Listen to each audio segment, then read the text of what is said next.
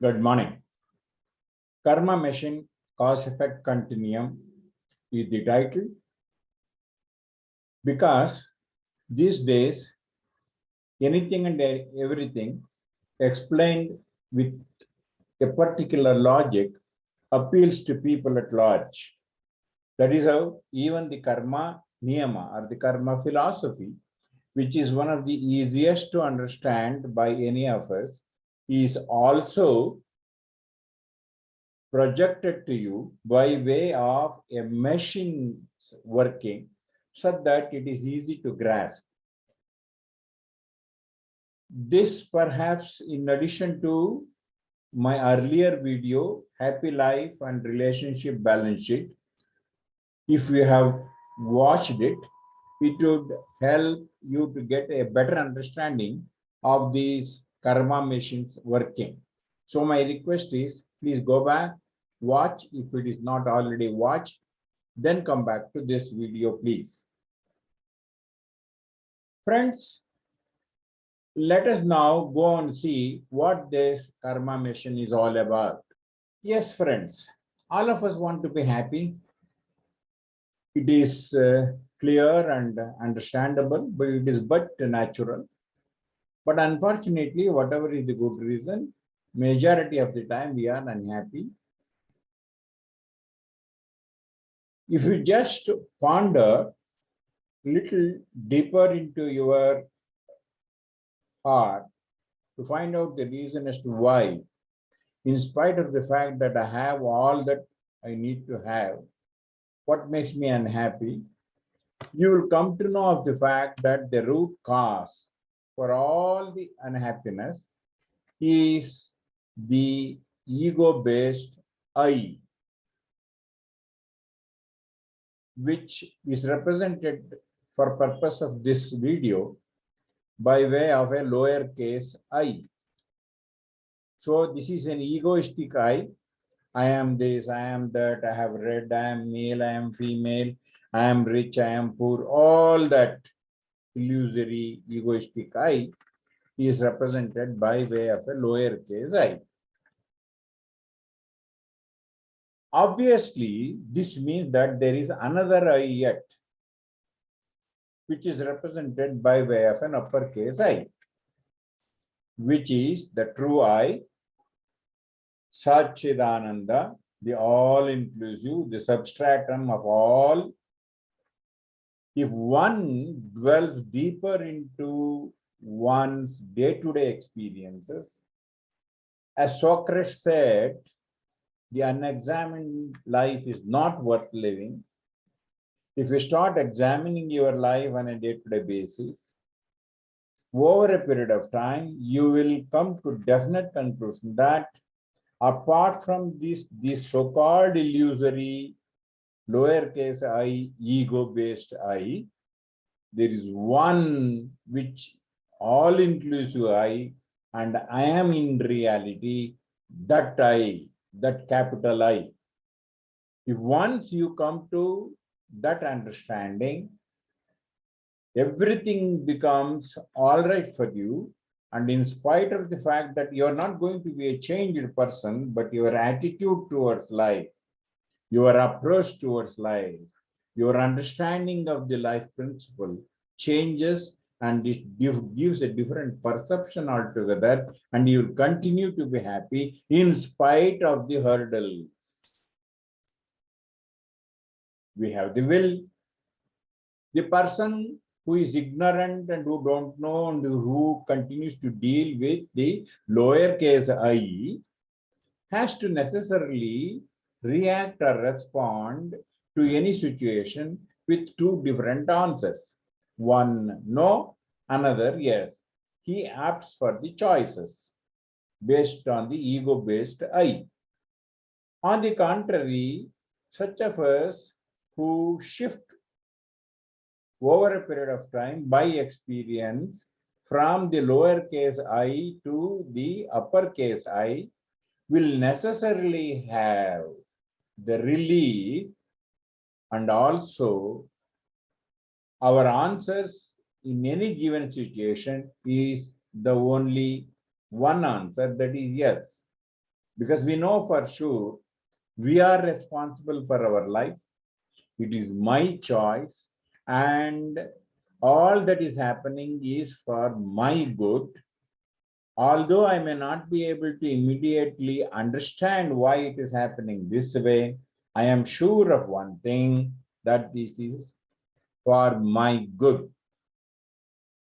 Let us go further for a better understanding of this scheme of things.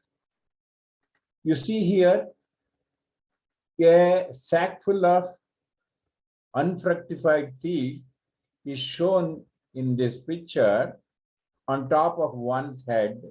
According to theosophy, all of us at birth, we agree with the higher self that in this life, we are going to exhaust this much of karma, which is drawn from the total karmic sack, which we call it as sanchita karma, the total stock. Out of that, this much, just that is put over my head, I am going to complete in this lifespan. For that, I want a certain facility, a particular kshetra, which Krishna calls it as kshetra, and which we can call our purpose as our own world. I have to take birth in such and such a place. I have to have this many people in my family circle, this many people in my friend circle, etc., etc., is the agreement with the divine to complete this much of task, which is called as prarabdha. Friends, usually the word prarabdha is used majority of the times to mean negative connotation. But unfortunately, even the good deeds that happens to oneself during one's life is also the result of prarabdha. That is how you see that majority of the people whom you call bad, but you see them enjoying lots of benefit in life. It is because they are enjoying for the present whatever they have done earlier, which got fructified and giving them the result. It is more like a seed sprouting and showing up now. So it is both good and bad, shows up by way of sprouting and showing up. So prarabdha is both good and bad. Then comes buddhi, which is said to be karmanusarini.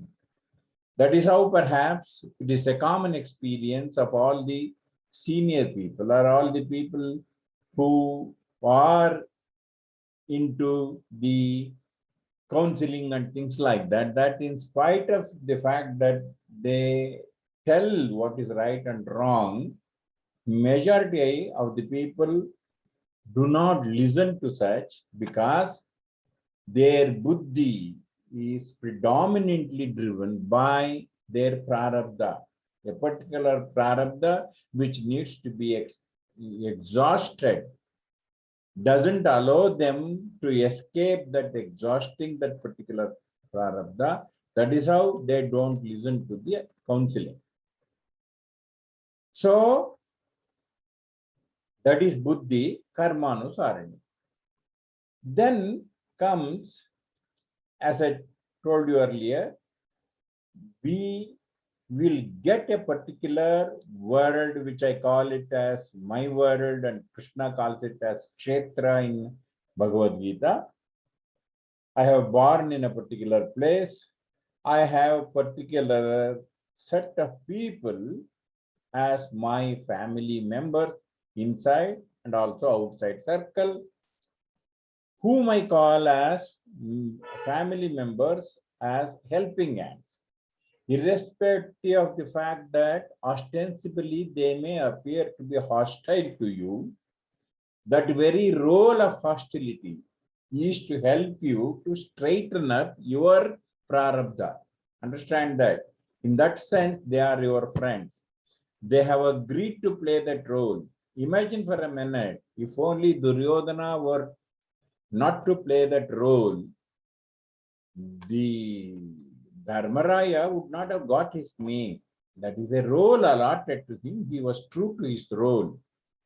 We need to be true to our role, which is called Swadharma, which needs to be really understood in its proper dimension. Okay? Friends, thus, our family members and our friend circle with whom we are acquainted, permanently or temporarily, do come and play their role in mending us and driving us towards the desired goal of mukti, and thus they are the friends. Next comes, we will see, kindly watch carefully the prarabdha sac which is there just above the head. From there, I show you how the seeds start and how they get fructified, how they get influenced by the will. See there, a seed is starting from prarabdha sac. It moves via the will, and you negate using your egoistic type. See, there is one life principle which we can even call it as God, which is much more responsible for the show of our life than we as human beings, for one simple reason that it knows the purpose for which we are born this way. It knows what are all the karmic implications one has to undergo in this life for exhausting and having a clean slate. It always struggles to orchestrate such that we exhaust all our previous debts and will go back with a clean slate. But we have the will to negate such attempts by the life principle, and that is how again the drama continues. See, in that example, what has happened is a seed got fructified, but I have used the will and negated its exhaustion. That is how it is going back, see there, to the karma, the present prarabdha sac itself, because the higher principle, the life principle, knows for sure that this situation can be reorganized again during his lifetime such that it can stay in prarabdha and he can exhaust it again. But see the another seed getting fructified here, another example. So in this, he just says yes and it gets exhausted. He has cleared the loan, no residue.